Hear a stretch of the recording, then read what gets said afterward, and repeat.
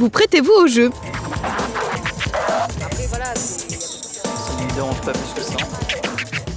Ça m'arrive, ouais. Ah, pas encore des blagues. C'est bon pour les enfants quand on est jeune. Mais à mon âge, on fait plus de poisson d'avril. On devrait rire de tout. Je ne suis pas sûr qu'on le puisse, mais on devrait. Ça dépend avec qui. Je suis pas d'accord. Après, voilà, Ça me dérange pas plus que ça. Un dodo découvert à la plaine des Palmistes, Bruce Willis en visite à La Réunion ou encore le Qatar qui veut construire une tour sur le front de mer de Saint-Denis. S'il y a bien un jour où les médias ont le droit de fabriquer de l'information, c'est le 1er avril et ils ne s'en privent pas. Les médias, mais pas que. De la simple blague au poisson collé dans le dos, le poisson d'avril est devenu une véritable tradition populaire. Alors, êtes-vous un adepte de la chose? Est-il important de consacrer une journée à l'humour? On vous écoute. Je suis pas d'accord. Quel jour on est? Poisson d'avril. Et t'as fait des poissons d'avril? Oui. T'as fait quoi? On a fait des blagues. On a fait une fête aujourd'hui, oui. C'était mon frère, moi, a fait des places avec de Saint-Denis à Saint-Suzanne pour trapper une enveloppe pour moi. Et voilà, dans l'enveloppe avec poisson d'avril. Et comme a découpé en ciseaux. Oui, j'en ai fait à une copine ce matin. C'est vrai, c'était quoi? Je lui ai fait croire qu'il y avait devoir en cours alors que c'était pas vrai. Elle a fait demi-tour, elle me dit je rentre chez moi. Je dis mais non, c'est une blague, c'est un poisson d'avril. Ah, je te déteste et tout.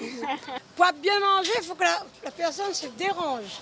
Sort de sa maison, aller voir vraiment. Et quand il arrive là-bas, il dit ah là là, poisson d'avril. Ah bah oui, mais moi de l'humour j'en fais tous les jours. Hein. Donc non mais c'est vrai, on va pas faire de l'humour que le 1er avril parce que sinon... D'où vient le poisson d'avril? Si l'origine du poisson d'avril est controversée, l'hypothèse la plus courante le fait naître au XVIe siècle. Un changement a également décalé les échanges de cadeaux qui marquaient le passage à la nouvelle année. Avec le temps, les petits cadeaux d'avril se sont transformés en cadeaux pour rire, puis en stratagèmes pour piéger les autres. À l'origine du poisson, il y avait la tradition catholique du carême. Durant cette période où le jeûne est de rigueur, il est de coutume de s'échanger des cadeaux alimentaires. La consommation de viande étant interdite, il était tout naturel d'offrir du poisson. Lorsque les blagues se sont développées, l'un des pièges les plus courants était l'offrande de faux poissons. Ah oui, achète, mamie mange. Et monsieur, Oui. vous faites pas la blague aujourd'hui? Non, je ne fais pas la blague, moi, madame, elle vend le poisson. Ben, vous vendez le poisson, madame? Non, c'est où ils vendent. Non? Ben, regarde si on a poisson. Le 1er avril, c'est donc le jour où les farceurs ont carte blanche, mais jusqu'à quel point? On a tous en tête l'épisode Dieudonné, l'humoriste a vu récemment l'un de ses spectacles interdits car jugé en partie antisémite. Alors même en matière d'humour, y a-t-il des limites à ne pas franchir? Peut-on rire de tout? après, voilà, Ça me dérange pas plus que ça. C'est pas trop mon truc. Les poissons d'avril, oui. Mais il faut qu'il y ait des limites quand même. Donc on peut pas rire de tout quand même? Non, on ne peut pas rire de tout. On ne peut pas rire aussi sur le racisme, tout ça. Donc oui, on fait des blagues, mais restons bons enfants et quand même dans des limites raisonnables. Il faut avoir de l'humour dès lors qu'on n'attaque pas l'intégrité et la dignité des gens. On ne devrait pas se moquer du physique des gens, ni de leur origine, ni tout ça. Je trouve que c'est très personnel et là c'est une limite. Voilà, c'est limite. On peut rire de tout, mais... Ouais, voilà, ça dépend de à qui. Non, ça dépend. Ça dépend des blagues, des fois, non.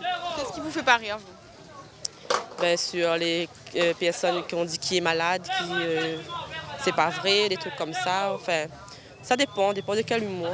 Où ça, il est les limites de l'humour aujourd'hui? Difficile à répondre tout ça.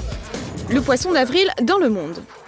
La tradition de la blague du 1er avril, au départ occidental, s'est peu à peu diffusée et s'exprime de différentes manières en fonction des pays. En Angleterre, par exemple, le 1er avril est appelé April's Fool Day et les farceurs doivent être rapides car les blagues ne se font que le matin. En Écosse, il faut être 2 fois plus vigilant qu'en France car les farceurs peuvent également sévir le 2 avril. Au Mexique, l'unique tour consiste à subtiliser le bien d'un ami.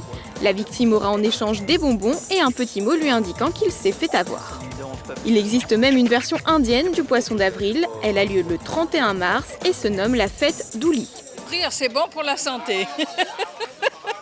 Et il y a des moments où la fiction devient réalité. Le 1er avril 1972, Léon Zitrone s'amuse à faire croire aux Français au journal de 20h qu'il sera bientôt interdit de fumer dans les lieux publics. Un canular hautement improbable et qui a fait beaucoup rire à l'époque. 35 ans plus tard, on sait ce qu'il en est advenu.